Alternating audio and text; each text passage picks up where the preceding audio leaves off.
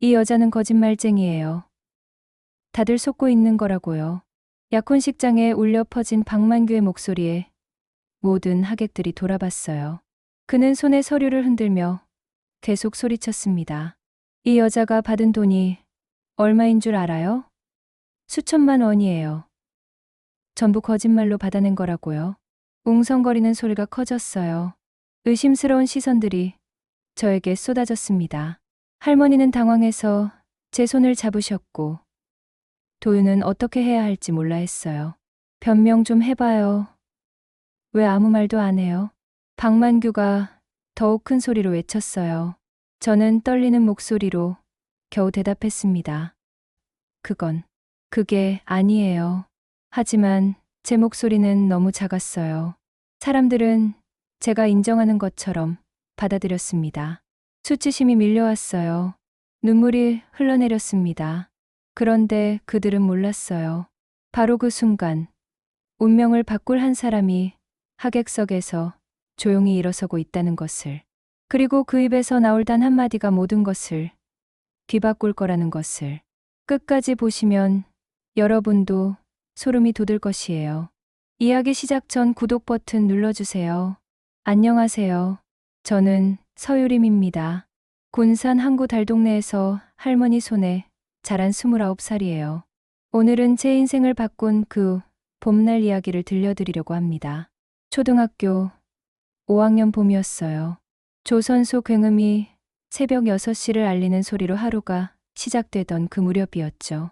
할머니 정말부는 새벽부터 리어카를 끌고 나가셨습니다. 폐지를 모으러 가시는 길이었어요. 유림아, 밥 차려놨으니까 학교 가기 전에 꼭 먹고 가거라.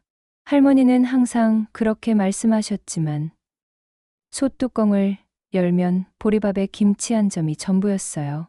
그래도 할머니가 정성스럽게 차려주신 밥상이었기에 감사했습니다. 그날도 여느 때와 다름없이 학교에 갔어요.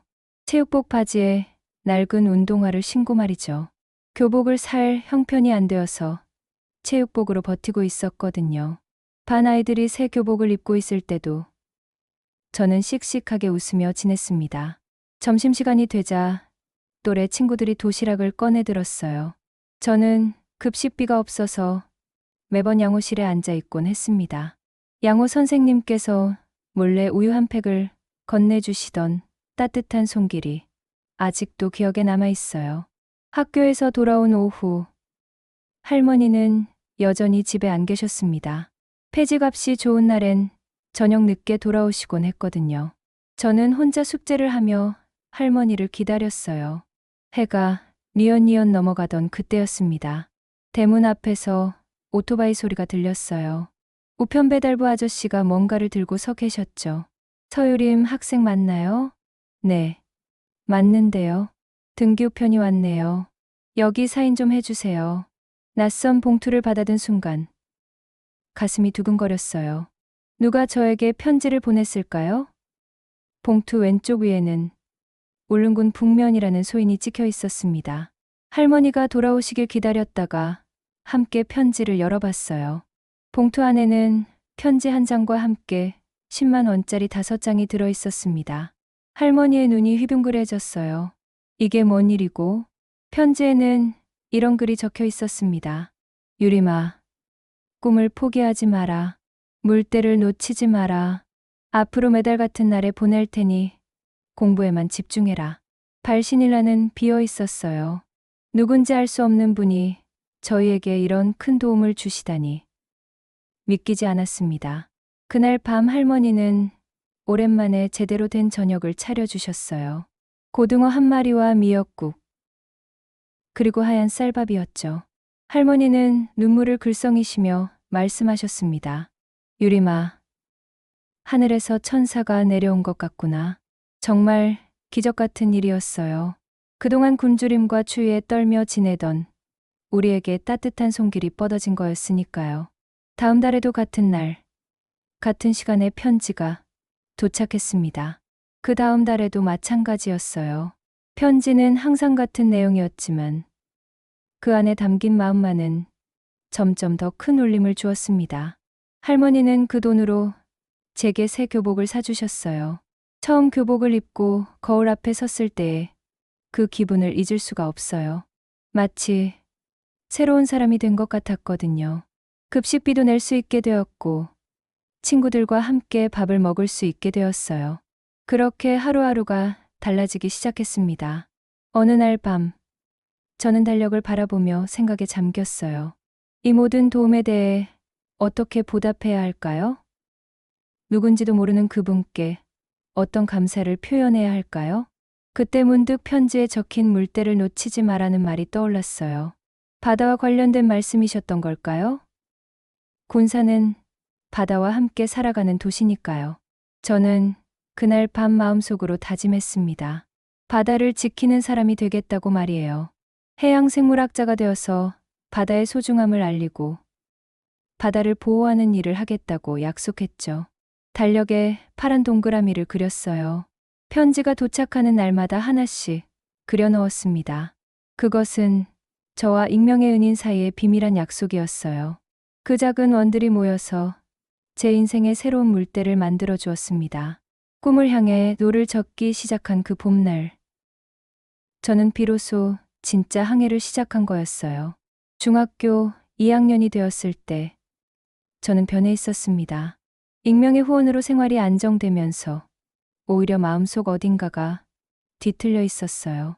감사함보다는 부담감이 더 컸거든요. 그날도 학교에서 돌아오는 길이었습니다. 봄바람이 불어와도 가슴이 답답했어요. 누군지 모르는 분께 받은 도움이 자꾸만 짐처럼 느껴졌습니다. 왜 저를 도와주시는 걸까요? 대체 무엇을 원하시는 걸까요? 골목길을 걷다가 같은 반 여학생들과 마주쳤어요. 아이들은 수근거리며 제게 시선을 던졌습니다. 야, 유림아, 너 요즘 옷도 좋은 거 입고 다니더라? 어디서 돈이 생긴 거야? 할머니가 복권이라도 당첨된 거야? 저는 대답하지 않고 그냥 지나치려 했어요. 그런데 한 아이가 제 팔을 잡았습니다. 무시하지 말고 대답해봐. 우리도 궁금하다고. 순간 머리끝까지 화가 치밀어 올랐어요. 그동안 쌓였던 스트레스가 한꺼번에 폭발했습니다. 너희가 뭔데 간섭이야. 내일은 내가 알아서 할게. 말다툼은 곧 몸싸움으로 번졌어요. 저는 평소보다 거칠게 행동했습니다. 화를 참을 수가 없었거든요. 결국 상대방 아이는 넘어지면서 무릎을 다쳤고, 저는 그제야 정신이 들었어요. 그날 밤 할머니께서는 아무 말씀도 안 하셨습니다. 다만 제 상처를 소독약으로 닦아주시며 한숨만 쉬셨어요. 이틀 후 학교에서 연락이 왔습니다. 학부모 면담을 하자는 거였어요. 할머니는 그날 아침부터 단장을 하셨습니다. 평소 입지 않던 한복을 꺼내 입으시고는 머리도 곱게 빗으셨어요. 유림아, 할머니가 학교 가서 사과드리고 올게. 너는 집에서 반성하고 있어. 할머니는 2번의 버스를 갈아타고 학교에 가셨습니다. 저는 집에서 혼자 시간을 보내며 후회했어요. 왜 그렇게 화를 냈을까요? 왜 할머니를 힘들게 했을까요? 오후 4시쯤이었습니다. 갑자기 전화벨이 울렸어요. 병원에서 걸려온 전화였습니다. 서유림 학생 맞나요? 할머니께서 교통사고를 당하셨습니다. 지금 응급실에 계시니까 빨리 오세요. 전화기를 든 손이 덜덜 떨렸어요. 머리가 하얘졌습니다. 급하게 뛰어나가서 버스를 탔는데 그 긴 시간이 평생 가장 길게 느껴졌어요. 병원 응급실 불빛이 칠흑 같은 밤을 가르고 있었습니다. 할머니는 의식을 잃은 채 침대에 누워 계셨어요. 의사 선생님이 심각한 표정으로 말씀하셨습니다. 다리 골절이 심합니다. 수술을 해야 하는데 비용이 많이 들어요. 가족분과 상의해서 결정하셔야겠습니다. 수술비는 1,000만 원이 넘었어요. 우리에게는 감당할 수 없는 큰 돈이었습니다. 할머니의 통장에는 고작 몇십만 원밖에 없었거든요. 밤새 할머니 곁을 지키며 저는 생각했어요. 이 모든 게 제 잘못이었습니다. 제가 사고를 치지 않았다면 할머니가 학교에 가실 일도 없었을 거예요. 제가 할머니를 이렇게 만든 거였습니다. 새벽 2시, 저는 결심했어요. 그동안 한 번도 연락한 적 없는 그분께 편지를 써야겠다고 생각했습니다. 편지 봉투에 적힌 울릉군 북면 우체국으로 말이에요. 도와주세요. 할머니가 위험해요. 제가 잘못했어요. 할머니만은 살려주세요. 손글씨로 간절하게 편지를 썼습니다. 다음 날 아침 첫 번째 우편으로 보냈어요. 답이 올지 안 올지도 몰랐지만 다른 방법이 없었거든요. 사흘이 지났습니다. 할머니는 여전히 의식이 흐릿했고 수술 날짜는 점점 다가왔어요. 저는 병원 복도를 오가며 발만 동동 굴렸습니다. 그런데 그날 오후 병원 수납 창고에서 연락이 왔어요. 보호자 서유림님 맞으시죠? 어떤 분이 할머니 수술비를 입금하셨는데요. 믿을 수 없었습니다. 수납 담당자는 입금 내역을 보여주었어요. 이름 모를 계좌에서 2천만 원이 들어와 있었습니다. 수술비뿐만 아니라 입원비까지 충분한 금액이었어요. 그 순간 무릎이 꺾였어요. 복도 한편에 주저앉아서 울음을 터뜨렸습니다. 고마움과 미안함이 뒤섞인 눈물이었어요. 할머니의 수술은 성공적으로 끝났습니다. 의식을 되찾으신 할머니는 제 손을 꼭 잡으셨어요. 유림아, 할머니는 괜찮다. 너무 걱정하지 마라. 저는 할머니 침대 모서리에 앉아서 또 울었어요. 이번에는 소리 없이 눈물만 흘렸습니다. 할머니가 깨어나실까봐 울음을 삼켰거든요. 그날 밤 저는 작은 쪽지에 글을 썼습니다. 당신의 물때 잊지 않겠습니다. 할머니를 살려주셔서 감사합니다. 언젠가 꼭 보답하겠습니다. 쪽지를 호주머니에 넣고 마음속으로 다짐했어요. 더 이상 이런 실수를 하지 않겠다고, 할머니를 걱정시키지 않겠다고 약속했습니다. 익명의 그분은 또 한 번 제게 손을 내밀어 주셨어요. 두 번째 기적이었습니다. 하지만 이번에는 달랐어요. 단순한 감사함을 넘어서 무거운 책임감을 느꼈거든요. 그 후로 매일 할머니께 죄송하다는 말씀을 드렸어요. 할머니는 괜찮다고 하셨지만 제 마음은 쉽게 가라앉지 않았습니다.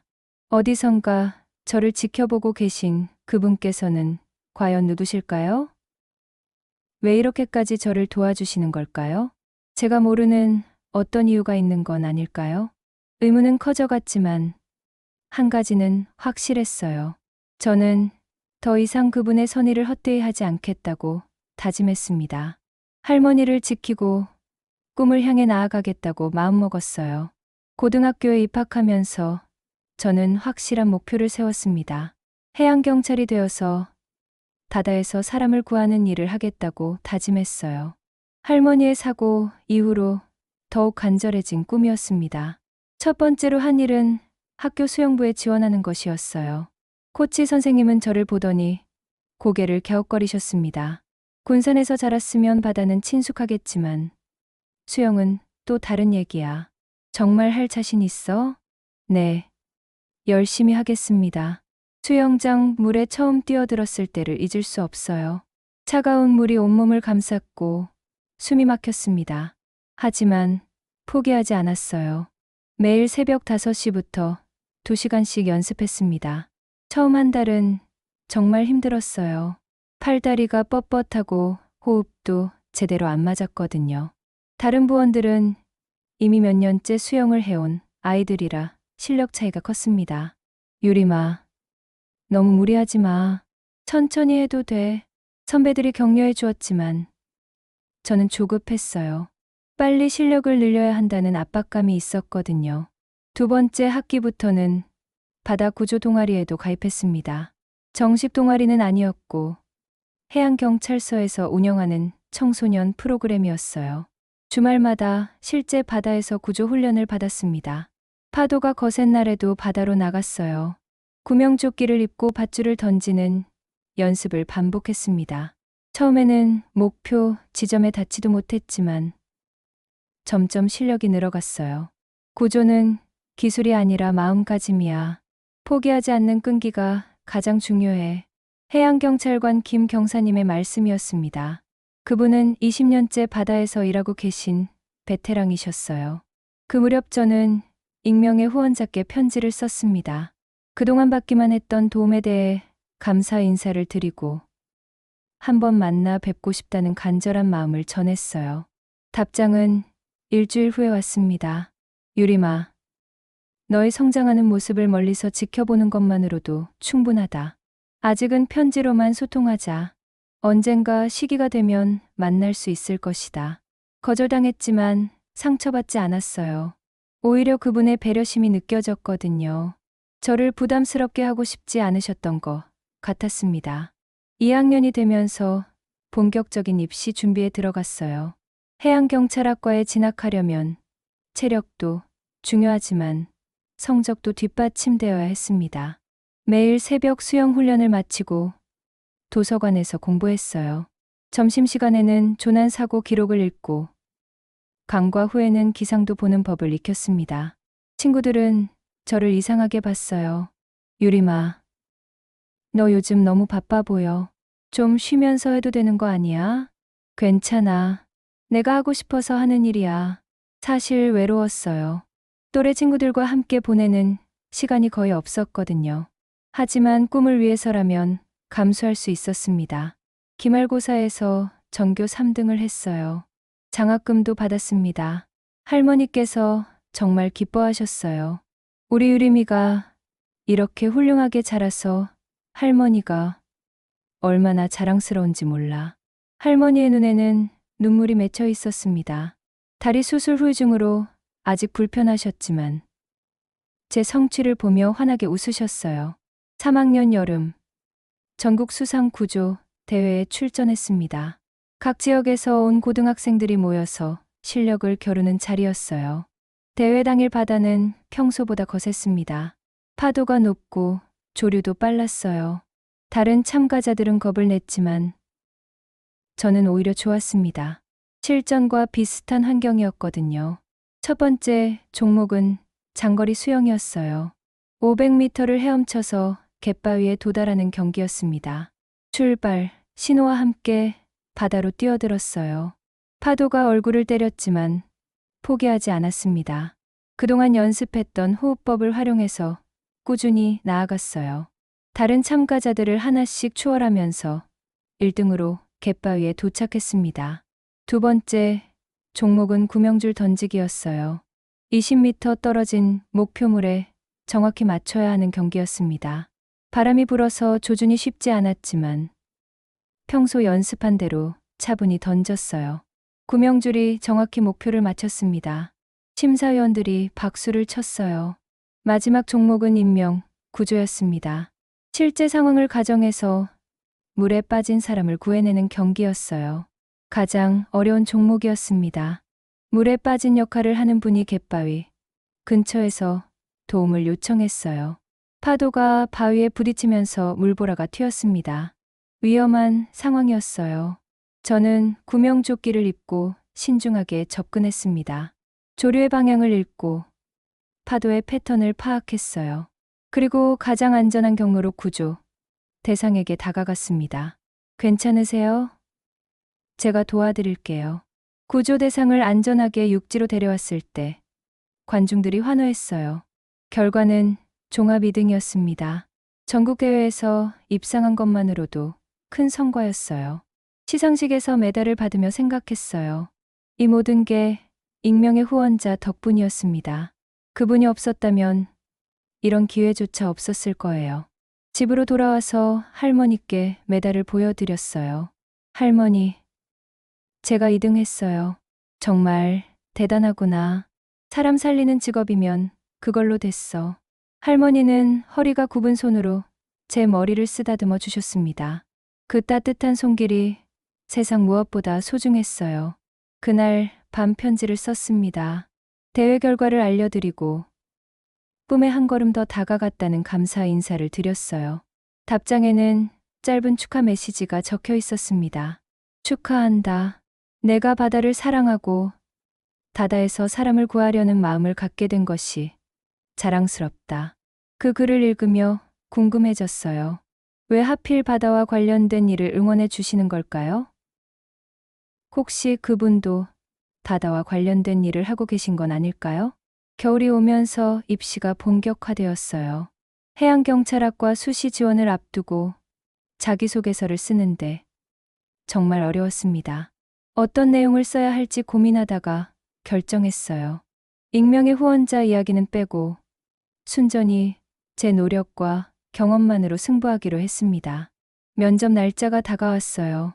할머니는 전날 밤 정성스럽게 도시락을 싸주셨습니다. 유림아, 떨지 말고 내가 준비한 대로만 하면 돼. 할머니가 응원하고 있을게. 면접장으로 향하는 기차 안에서 창밖을 바라봤어요. 군산 바다가 저 멀리 보였습니다. 언젠가 저 바다에서 사람들을 구하게 될 거라는 확신이 들었어요. 아직 익명의 후원자가 누구인지 모르지만 그분 덕분에 여기까지 올 수 있었습니다. 언젠가 꼭 만나서 감사 인사를 드리고 싶었어요. 기차가 도착지에 가까워질수록 가슴이 두근거렸습니다. 새로운 시작을 앞둔 설렘과 긴장이 뒤섞인 복잡한 기분이었어요. 해양경찰이 된 지 한 달째 되던 날이었습니다. 그날 아침 출근하자마자 급한 출동 명령이 떨어졌어요. 군산 앞바다에서 어선 화재 사고가 발생했다는 연락이었습니다. 신입 서유림, 김대진 경장과 함께 출동하라. 첫 번째 실전 출동이었어요. 가슴이 뛰었지만 침착하게 장비를 챙겼습니다. 그동안 연습했던 모든 것을 발휘할 때가 온 거였어요. 순찰정이 바다를 가르며 사고 현장으로 향했습니다. 멀리서도 검은 연기가 피어오르는 게 보였어요. 가까이 다가가니 어선이 절반가량 불에 탔고 선장과 선원 2명이 바다에 떠 있었습니다. 저기 한 명 더 있는 것 같은데요. 김대진 경장이 망원경으로 주변을 살피며 말했어요. 연기 때문에 잘 보이지 않았지만 분명히 사람 그림자가 하나 더 있었습니다. 서유림, 너는 저 3명부터 구조해. 나는 안에 있는 사람 찾아볼게. 저는 구명조끼를 입고 바다로 뛰어들었어요. 물속에서 허우적대던 선장을 먼저 구조선으로 끌어올렸습니다. 그 다음 선원 2명도 차례로 구했어요. 하지만 김 경장이 찾던 4번째 사람은 끝내 찾지 못했습니다. 선 4곳을 수색했지만 연기와 열기 때문에 더 이상 들어갈 수 없었어요. 더 늦으면 우리도 위험해. 일단 철수하자. 김 경장의 지시에 따라 현장을 떠났습니다. 구조된 선원들은 모두 의식이 있었고 생명에는 지장이 없었어요. 하지만 제 마음은 무거웠습니다. 그날 밤 보고서를 작성하면서 계속 생각했어요. 정말 4번째 사람이 있었던 걸까요? 아니면 연기 때문에 착각한 건 아닐까요? 만약 정말 있었다면 저는 한 생명을 놓친 거였어요. 보고서에 잉크가 마르기도 전에 휴대전화가 울렸습니다. 모르는 번호였어요. 서유림 맞지? 나는 박만규야. 기억나니? 순간 온몸이 굳었어요. 박만규라는 이름을 들은 건 정말 오랜만이었습니다. 제가 어릴 때 잠깐 있었던 보육원의 원장이었어요. 왜 갑자기 연락하셨죠? 갑자기라니. 내가 해양경찰 된 거 축하한다고 연락한 거야. 신문에도 났더라. 박만규의 목소리는 예전과 똑같았어요. 기름기 많은 목소리에 거짓으로 가득한 어조였죠. 그런데 유림아, 너 요즘 돈 많이 벌지? 해양경찰 월급도 괜찮고 그동안 후원금도 많이 받았을 텐데 무슨 말씀이세요? 아, 모르는 척하나? 내 출생기록하고 후원자 정체 내가 다 안다고. 심장이 세게 뛰었어요. 박만규가 무슨 말을 하는 건지 이해할 수 없었습니다. 내가 어렸을 때 보육원에 있을 때 말이야. 어떤 사람이 와서 너만 콕 찍어서 후원하겠다고 했거든. 그때부터 쭉 돈 받아왔잖아. 그게 무슨 상관이세요? 상관 있지. 그 후원자가 누군지 알려주면 고마움의 표시로 돈 좀 줘야 하는 거 아니야? 한 달에 100만 원 정도면 되겠다. 협박이었어요. 박만규는 제 과거를 미끼로 돈을 뜯어내려는 거였습니다. 만약 안 주면 어떻게 하실 건데요? 그럼 내 후원자한테 연락해서 내가 어떤 아이였는지 말해줘야지. 거짓말 잘하고 도둑질도 했던 아이였다고 말이야. 박만규의 말은 거짓이었어요. 저는 그런 아이가 아니었거든요. 하지만 그가 후원자께 무슨 말을 할지 알 수 없었어요. 생각해보고 내일까지 연락해. 계좌번호 알려줄 테니까. 전화가 끊어졌어요. 저는 휴대전화를 들고 한참 동안 멍하니 앉아 있었습니다. 집에 돌아와서도 잠이 오지 않았어요. 박만규의 협박 때문에 머리가 복잡했습니다. 정말 돈을 줘야 하는 걸까요? 아니면 무시해도 되는 걸까요? 다음 날 새벽, 저는 결심했어요. 협박에 굴복하지 않기로 했습니다. 대신 박만규가 어떤 사람인지 조사해 보기로 했어요. 해양경찰서 컴퓨터를 이용해서 강만규의 신상 정보를 검색했습니다. 예전에 보육원을 운영했다가 지금은 작은 사업을 하고 있었어요. 특별한 전과는 없었지만 최근 몇 년간 경제적으로 어려움을 겪고 있는 것 같았습니다. 점심시간에 개인적으로 울릉도 우체국에 전화를 걸어봤어요. 혹시 익명의 후원자에 대한 단서를 얻을 수 있을까 해서였죠. 죄송하지만 사서함 이용자 정보는 공개할 수 없습니다. 당연한 대답이었어요. 우편 비밀은 법으로 보호받는 영역이니까요. 그날 오후 박만규에게서 다시 전화가 왔어요. 어떻게 생각해봤어? 돈 준비됐지? 안 줄 거예요. 뭐? 정말로? 제가 뭘 잘못했는지 모르겠어요. 협박은 그만하세요.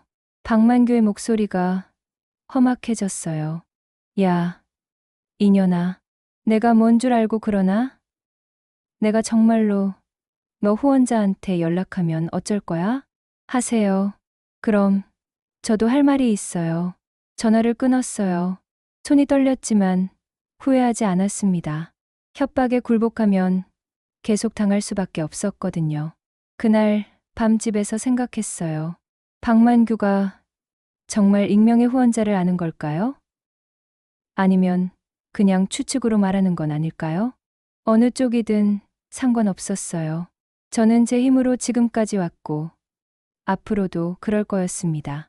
누가 뭐라고 해도 흔들리지 않을 거예요. 다음 날부터 조용히 박만규에 대한 조사를 시작했어요.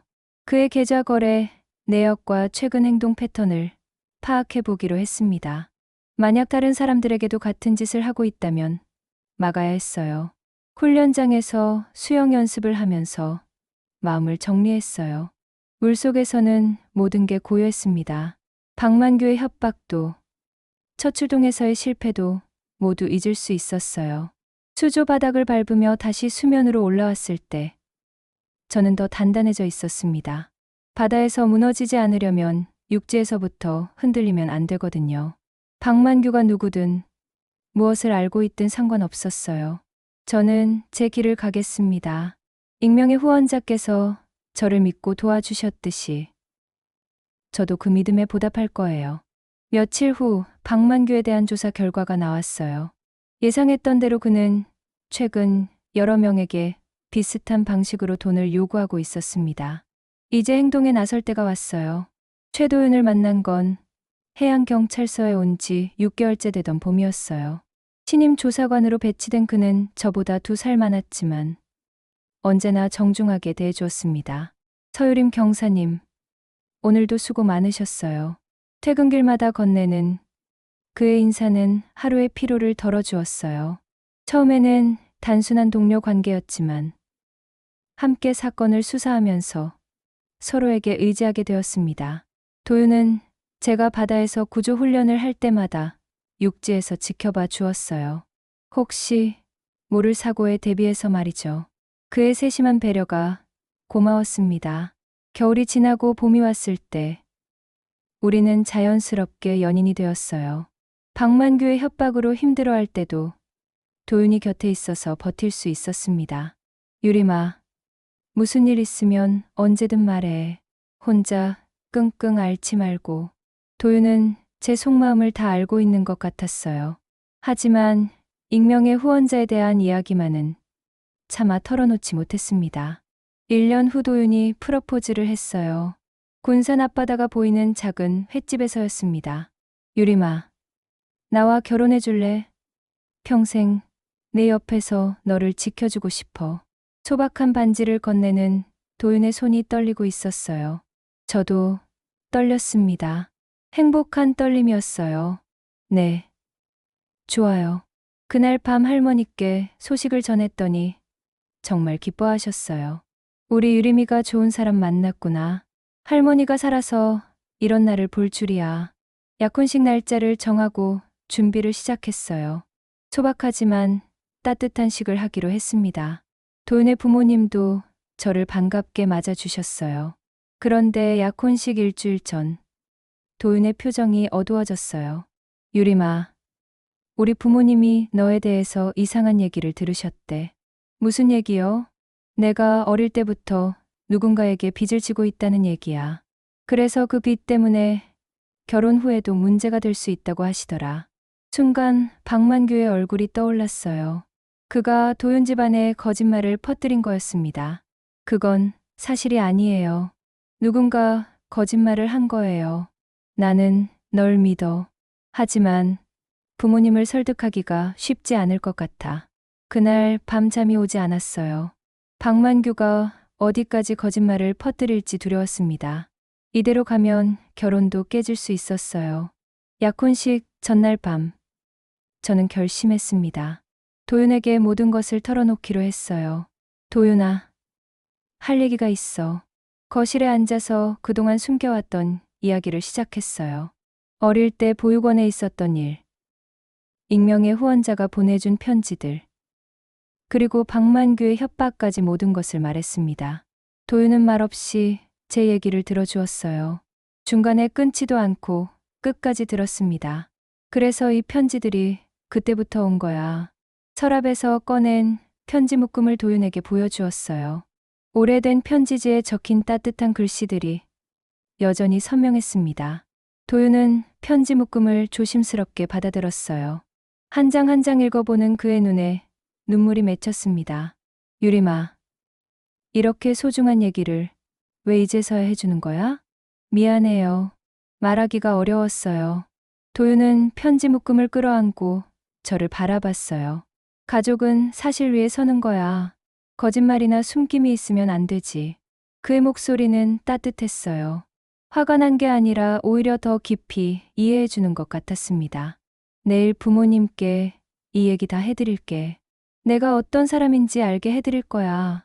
그날 밤 두 사람은 서로의 눈을 오래 바라봤어요. 파도가 멋은 바다처럼 고요하고 평온한 시간이었습니다. 다음 날 약혼식은 예정대로 진행되었어요. 도윤의 부모님은 진실을 알고 나서 오히려 저를 더 따뜻하게 대해주셨습니다. 유림아, 그런 어려운 환경에서도 이렇게 훌륭하게 자란 게 대단해. 우리 아들이 좋은 사람 만났구나. 약혼식이 끝나고 도윤과 함께 바닷가를 걸었어요. 고마워요. 저를 믿어줘서. 당연한 거야. 우리는 이제 가족이잖아. 그때 문득 익명의 후원자가 생각났어요. 그분도 저를 가족처럼 여겨주셨던 건 아닐까요? 혈연은 아니지만 진심으로 저를 아껴주신 거 말이에요. 언젠가는 그분을 만나서 도윤을 소개해드리고 싶었어요. 제가 이렇게 좋은 사람과 결혼하게 되었다고 자랑하고 싶었습니다. 박만규의 방해도 이겨냈고 도윤과의 사랑도 확인했어요. 이제 정말 새로운 시작이었습니다. 약혼식장에는 따뜻한 봄바람이 불어들고 있었어요. 군산의 작은 예식장이었지만 가족과 동료들이 모여서 축복해주니 세상 무엇보다 소중한 자리였습니다. 사회자가 마이크를 잡고 식을 진행했어요. 오늘 아름다운 인연을 맺으시는 두 분께 따뜻한 박수 부탁드립니다. 하객들의 박수 소리가 울려 퍼졌어요. 저는 도윤 옆에 서서 행복한 미소를 지었습니다. 할머니도 제일 앞자리에서 환하게 웃고 계셨어요. 그런데 신랑 쪽 혼주석에 한 중년 여인이 조용히 앉아 있는 게 보였어요. 처음 보는 분이었는데 왠지 눈길이 갔습니다. 그분은 손수건을 쥐고 눈물을 흘리고 계셨어요. 도윤에게 속삭였어요. 저분 누구세요? 잘 모르겠어. 우리 가족도 아닌 것 같은데. 식이 진행되는 동안 계속 그 여인이 신경 쓰였어요. 왜 울고 계시는 걸까요? 혹시 잘못 들어오신 건 아닐까요? 신랑 신부 인사말 순서가 되었어요. 도윤이 먼저 마이크를 잡고 감사 인사를 했습니다. 이제 제 차례였어요.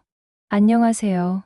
오늘 이 자리에 와주신 모든 분들께 감사드립니다. 저는 어릴 때부터 많은 분들의 도움을 받으며 자랐어요. 특히 누군지 모르는 분께서 저에게 큰 은혜를 베풀어 주셨는데, 그때 중년 여인이 자리에서 일어났어요. 모든 하객들의 시선이 그분에게 쏠렸습니다. 물때를 놓치지 마라. 그 여인의 목소리가 조용히 울려 퍼졌어요. 순간 저는 숨이 멎는 것 같았습니다. 그 말은 익명의 편지에서 계속 봐왔던 문구였거든요. 혹시 여인이 고개를 끄덕였어요. 그리고 조용히 말씀하셨습니다. 유림아, 나는 정은숙이야. 내가 보육원에 있을 때부터 너를 지켜봐 왔단다. 가슴 깊은 곳에서 무언가가 풀리는 걸 느꼈어요. 오랫동안 품어왔던 궁금증이 마침내 해결되는 순간이었습니다. 선생님이 그동안, 그래, 내가 너에게 편지를 보낸 사람이야. 울릉도에 친척이 있어서 그쪽 주소를 썼지만 실제로는 여기 군산에서 너를 지켜보고 있었어. 눈물이 쏟아졌어요. 그 많은 시간 동안 혼자 궁금해했던 분이 바로 여기 계셨던 거예요. 정은숙 선생님이 천천히 앞으로 나오셨어요. 내가 보육원에 있을 때 나는 자원봉사자였어. 너를 처음 봤을 때부터 특별한 아이라는 걸 알 수 있었지. 바다를 보는 내 눈빛이 달랐거든. 하객들도 조용히 이 감동적인 순간을 지켜보고 있었어요. 할머니는 이미 눈물을 글썽이고 계셨습니다. 그런데 갑자기 식장 뒤쪽에서 소란이 일었어요. 박만규가 나타난 거였습니다. 그는 손에 서류 뭉치를 들고 있었어요. 잠깐만요. 다들 속고 있는 거예요. 박만규가 큰 소리로 외쳤어요. 하객들이 웅성거리기 시작했습니다. 이 여자는 거짓말쟁이에요. 보육원 서류를 보면 전혀 다른 얘기가 나와 있다고요. 박만규는 가짜 서류를 흔들며 계속 소리쳤어요. 하지만 저는 당황하지 않았습니다. 이미 예상하고 있었거든요. 도윤이 일어나서 마이크를 잡았어요. 박만규 씨, 당신이 여기 올 줄 알고 있었습니다. 그러더니 식장 스크린에 뭔가를 띄웠어요. 박만규의 계좌 거래 내역이었습니다. 여러분, 이 사람은 최근 몇 년간 여러 사람들을 상대로 협박과 갈취를 해왔습니다. 보육원 운영 당시에도 시설 보조금을 착복한 전력이 있어요. 스크린에는 박만규의 범죄 증거들이 차례로 나타났어요. 가짜 서류 제작, 허위 사실 유포, 금품 갈취 시도까지 모든 것이 기록되어 있었습니다. 특히 유림 씨에게 지속적으로 협박을 가해왔고 오늘도 이 자리를 방해하려고 온 겁니다. 박만규의 얼굴이 하얗게 질렸어요. 더 이상 변명할 여지가 없었습니다. 경찰관들이 식장으로 들어왔어요. 도윤이 미리 연락해둔 거였습니다. 박만규 씨, 체포영장이 발부되었습니다. 함께 가시죠.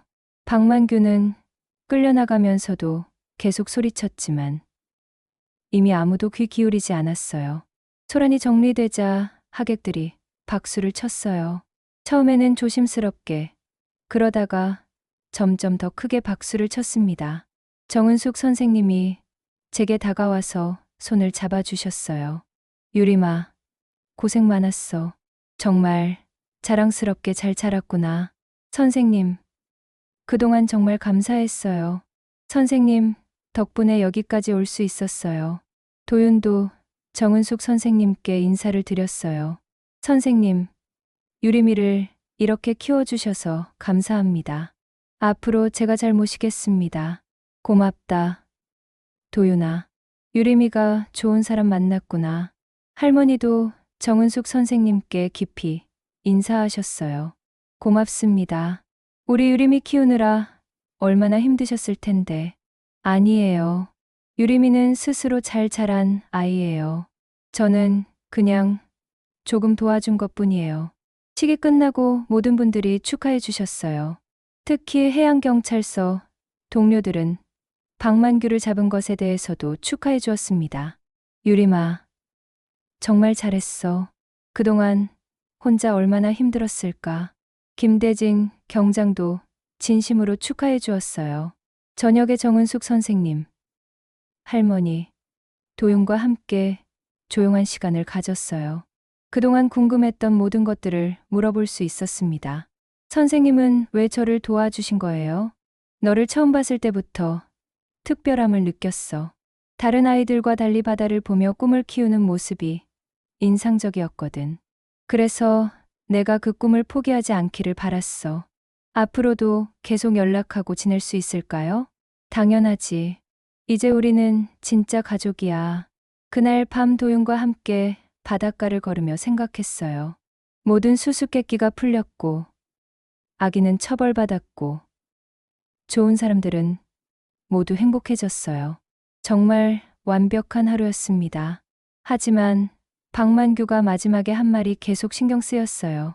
아직 뭔가 더 숨기고 있는 것 같았거든요. 과연 이것으로 모든 게 끝난 걸까요? 약혼식이 끝나고 며칠 후 정은숙 선생님과 따로 만날 시간을 가졌어요. 군산 앞바다가 보이는 조용한 카페에서였습니다. 그동안 궁금했던 모든 것을 물어보고 싶었거든요. 선생님은 커피잔을 두 손으로 감싸며 천천히 말씀을 시작하셨어요. 유림아, 사실 내가 너에게 말하지 않은 게 하나 더 있어. 무엇인가요? 내 이름은 정은숙이 아니야. 이선옥이야. 그리고 나는 내 친엄마의 언니야. 순간 세상이 멈춘 것 같았어요. 커피잔을 든 손이 떨렸습니다. 친엄마의 언니요? 그래. 너는 내 조카야, 유림아. 이선옥 이모는 오래된 상처를 드러내듯 조심스럽게 말을 이어갔어요. 내 엄마 이름은 이선영이었어. 나보다 3살 어린 동생이었지. 정말 착하고 예쁜 아이였는데 이모의 목소리가 떨렸어요. 그 속에는 오랜 세월 품어온 후회와 아픔이 담겨 있었습니다. 선영이는 21살에 결혼했어. 상대는 나이 많은 남자였는데 처음에는 괜찮은 사람인 줄 알았지. 하지만 결혼 후에는 완전히 달라졌어. 이모는 잠시 말을 멈추고 창밖바다를 바라봤어요. 그 시선 끝에는 아픈 기억들이 있는 것 같았습니다. 그 남자는 술을 마시면 폭력을 휘둘렀어. 선영이가 임신했을 때도, 내가 태어난 후에도 계속 그랬지. 나는 그걸 알면서도 제대로 도와주지 못했어. 왜요? 겁이 났거든. 그 남자가 무서웠어. 그리고 부끄럽게도 내 가정을 지키는 게 더 중요하다고 생각했어. 이모의 눈에 눈물이 맺혔어요. 자책의 눈물이었습니다. 선영이는 내가 5살이 되던 해에 교통사고로 세상을 떠났어. 그 남자의 폭력을 피해 집을 나가던 중이었지.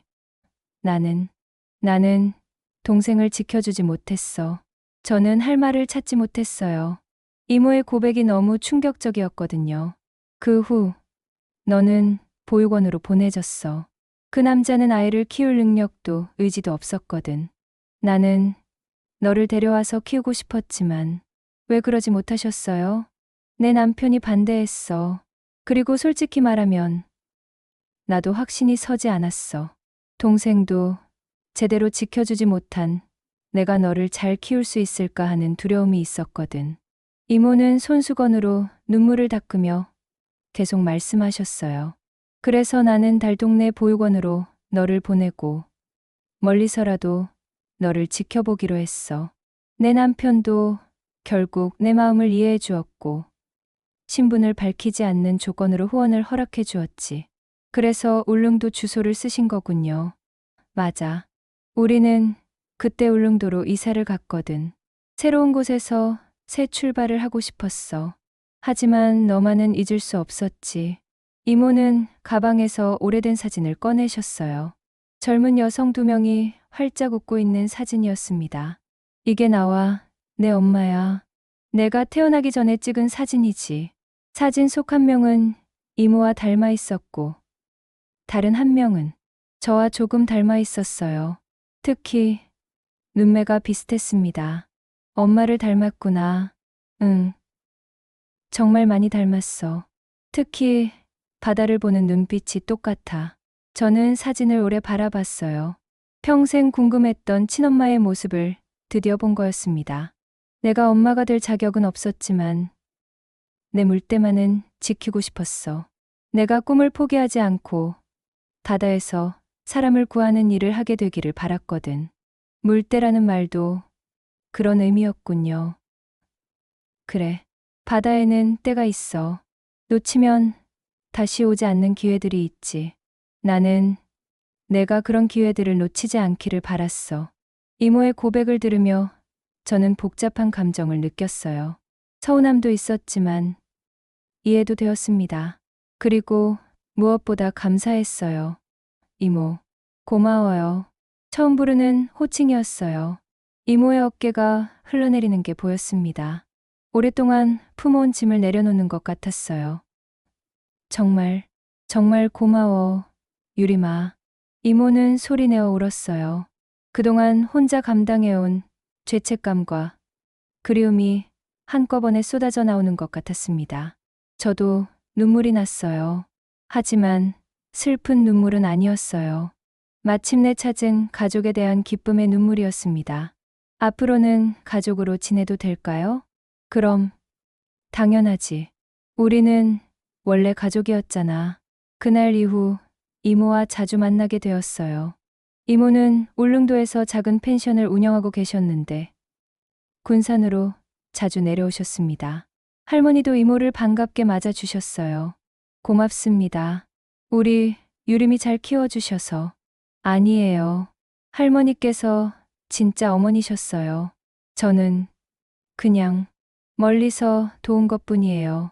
도윤도 이모를 진짜 가족처럼 받아들였어요. 이모님, 앞으로 자주 뵙겠습니다. 고맙다. 도윤아. 유림이 잘 부탁해. 박만규는 결국 법정에 서게 되었어요. 여러 사람을 상대로 한 협박과 갈취, 서류 위조 등의 죄목으로 실형을 선고받았습니다. 더 이상 누구에게도 피해를 줄 수 없게 된 거였어요. 어느 날 이모가 엄마의 유품을 가져다 주셨어요. 작은 목걸이와 일기장이었습니다. 내 엄마가 너를 위해 남겨둔 거야. 일기장에는 엄마가 저를 얼마나 사랑했는지가 적혀 있었어요. 유림아, 엄마가 너를 지켜주지 못해서 미안해. 하지만 언젠가 넌 바다처럼 넓은 세상에서 자유롭게 살 수 있을 거야. 엄마의 마지막 글이었어요. 읽으면서 또 눈물이 났지만 이번에는 따뜻한 눈물이었습니다. 결혼식 날짜를 정하면서 이모에게 말씀드렸어요. 이모, 결혼식 때 엄마 자리에 앉아주세요. 정말 괜찮겠니? 네. 이모가 제 진짜 가족이니까요. 그렇게 모든 수수께끼가 풀렸어요. 익명의 후원자는 친이모였고 그 뒤에는 가족을 지키지 못했다는 죄책감과 조카에 대한 사랑이 있었습니다. 저는 마침내 완전한 가족을 갖게 되었어요. 할머니, 이모, 그리고 곧 남편이 될 도윤까지 모두 소중한 사람들이었습니다. 바다에서 구조 훈련을 할 때마다 생각해요. 물때를 놓치지 않겠다고, 제게 주어진 모든 기회를 소중히 하겠다고 다짐합니다. 그리고 언젠가 저도 누군가에게 희망이 되어주고 싶어요. 이모가 저에게 그랬던 것처럼 어려운 상황에 있는 누군가의 든든한 버팀목이 되고 싶습니다. 박만규의 재판이 열린 날, 저는 증인석에 섰어요. 법정은 엄숙했지만 진실을 말할 수 있다는 것만으로도 마음이 차분했습니다. 피고인이 피해자에게 어떤 협박을 했는지 증언해 주세요. 검사의 질문에 저는 담담하게 답했어요. 그동안 당했던 협박과 갈취 시도, 그리고 약혼식 강요까지 모든 것을 진술했습니다. 박만규는 끝까지 자신의 잘못을 인정하지 않았어요. 하지만 증거는 명확했습니다. 은행 거래, 내역, 녹음 파일, 피해자들의 증언까지 모든 것이 그의 범죄를 입증했어요. 판사가 판결을 선고했습니다. 피고인 박만규는 공갈미수, 업무상 횡령, 서류 위조 등의 죄로 징역 3년을 선고합니다. 법정을 나오며 생각했어요. 바다는 모든 것을 기억한다고 했는데 정의도 마찬가지인 것 같았습니다. 언젠가는 반드시 진실이 드러나게 되어 있어요. 그 일이 있은 후 저는 새로운 결심을 했어요. 해양경찰서에서 보육원 아동사건 전담 TF팀에 자원한 거였습니다. 정말 하겠어? 쉽지 않은 일이야. 김대진 경장이 걱정스럽게 물어봤어요. 네, 하고 싶어요. 제가 겪은 일들이 도움이 될 것 같아요. 아동 보호 매뉴얼을 다듬는 일부터 시작했어요. 피해 아동들이 안전하게 진술할 수 있는 환경을 만드는 게 중요했습니다. 제 경험이 큰 도움이 되었어요. 결혼식 날짜가 다가왔어요. 이번에는 정말 조용한 가족 결혼식으로 치르기로 했습니다. 도윤과 상해에서 해변가, 작은 펜션에서 하기로 했어요. 이선옥 이모가 혼주석에 앉으셨어요. 할머니 옆자리였습니다. 두 분이 나란히 앉아 계신 모습이 정말 자연스러웠어요. 완벽한 가족이 아니라 서로를 기다리는 가족이면 돼요. 도윤이 결혼 서약에서 한 말이었어요. 그 말이 마음에 깊이 와 닿았습니다. 사회자가 마지막 멘트를 했어요. 두 분의 앞날에 늘 따뜻한 바람이 불기를 바랍니다. 조용한 박수가 이어졌어요. 파도 소리가 들리는 듯한 잔잔한 박수였습니다. 강요된 박수가 아니라 진심에서 우러나온 축복이었어요. 결혼식이 끝나고 바닷가를 걸으며 이모와 대화를 나눴어요. 이모, 후회 없으세요? 뭘? 그때 저를 데려가지 않으신 것 말이에요. 이모는 잠시 생각하더니 미소를 지으셨어요. 없어. 내가 할머니 손에서 자란 게 더 좋았던 것 같아. 나보다 할머니가 훨씬 좋은 분이거든. 하지만 그래도 가족이잖아요. 맞아. 우리는 가족이야. 그것만으로도 충분해. 할머니도 우리와 함께 바닷가를 걸으셨어요. 다리가 불편하시지만 꼭 함께 하고 싶다고 하셨거든요. 할머니, 힘드시면 쉬세요. 괜찮다. 우리 유림이 결혼하는 날인데 이 정도는 해야지. 도윤이 할머니를 부축해드렸어요. 정말 다정한 사위였습니다. 그날 밤 신혼집에서 도윤과 이야기를 나눴어요. 고마워. 우리 가족 이해해줘서. 뭘. 나도 이제 가족이잖아. 창밖으로 군산 바다가 보였어요. 달빛이 바다를 비추고 있었습니다. 물때는 또 올 거야. 뭐, 이모가 항상 하신 말씀이에요. 물때를 놓치지 말라고. 그럼 우리도 놓치지 말자. 뭐려? 행복할 수 있는 모든 순간들을. 몇 달 후 TF팀 활동이 본격화되었어요. 보육원 아동들을 위한 새로운 보호 시스템을 구축하는 일이었습니다. 제 경험담이 매뉴얼 제작에 큰 도움이 되었어요. 유림 씨 덕분에 더 현실적인 매뉴얼을 만들 수 있었어요. 팀장님이 고마워하셨어요. 저도 뿌듯했습니다. 제가 겪었던 일들이 다른 아이들에게는 도움이 될 수 있었거든요. 이모는 울릉도에서 예래와 군산에 작은 카페를 차리셨어요. 할머니와 가까운 곳에서 지내고 싶다고 하셨거든요. 이모, 사업은 괜찮으세요? 응. 바다가 보이는 카페라서 손님들이 좋아해. 가족이 늘어나면서 더 많은 이야기가 생겼어요. 할머니의 옛날 이야기, 이모의 울릉도 생활담, 도윤의 어린 시절 얘기까지. 저녁 식사 시간이 늘 즐거웠습니다. 바다에서 구조 훈련을 할 때마다 생각해요. 물때는 정말 다시 온다는 것을. 놓친 기회도 있지만 새로운 기회는 또 찾아온다는 것을 말이에요. 어느 날 보육원에서 봉사활동을 하다가 한 아이를 만났어요. 바다를 좋아하는 8살 소녀였습니다. 언니, 나도 바다에서 일하고 싶어요. 그래? 뭘 하고 싶은데? 사람들 구해주는 일이요. 그 아이의 눈빛에서 예전에 제 모습을 보았어요. 꿈을 품고 있는 맑은 눈동자였습니다. 이제 저도 누군가의 물때가 되어줄 차례인 것 같았어요. 그 아이가 꿈을 포기하지 않도록 멀리서라도 응원해주고 싶었습니다. 물때는 또 올 것입니다. 놓치지 않기로 각자의 자리에서 약속하며 살아가고 있어요. 가족과 함께, 꿈과 함께, 바다와 함께 말이에요. 오늘 이야기는 여기까지입니다. 오늘의 이야기도 잘 들으셨나요? 영상을 끝까지 함께 해주셔서 고맙습니다. 저는 AI 나레이션 김희연이었습니다. 구독과 좋아요 부탁드립니다. 감사합니다.